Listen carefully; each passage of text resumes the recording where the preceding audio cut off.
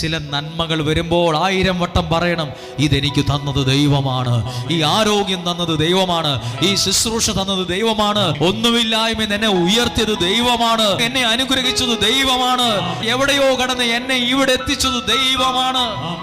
എന്നാണോ ഇതൊരാൾ മറക്കുന്നത്, അന്ന് അയാൾ തോൽക്കാൻ തുടങ്ങും. എന്നാണോ ഇത് ഞാൻ വലിയ പുള്ളിയാണ്, എൻ്റെ കഴിവാ, എൻ്റെ ഭാഗ്യവാ എന്ന് കരുതുന്നിടത്താണ് ഒരാൾ പതുക്കെ തോക്കാൻ തുടങ്ങുന്നത്. എന്നൊക്കെയാണോ ദൈവത്തെ ഉയർത്തുന്നത്, അന്ന് മുതൽ അയാൾക്ക് വേണ്ടതൊക്കെയും ദൈവം കൊടുത്ത് അനുഗ്രഹിക്കാൻ തുടങ്ങും. യേശു ഒരു വള്ളത്തിലോട്ട് കയറിയില്ലേ? യേശു ഒരു വള്ളത്തിലേക്ക് കയറിയപ്പം അവിടെ അവർക്കുണ്ടായത് നേട്ടമാണ്, നഷ്ടമല്ല. ദൈവത്തിന്റെ വചനം നീ കേൾക്കുമ്പോൾ നിനക്ക് നഷ്ടമല്ല. ചിലര് പറയുന്നത് ഇതൊക്കെ ഒരു നഷ്ടക്കച്ചവടം എന്ന് പറയുന്നത് കേട്ടിട്ടില്ലേ?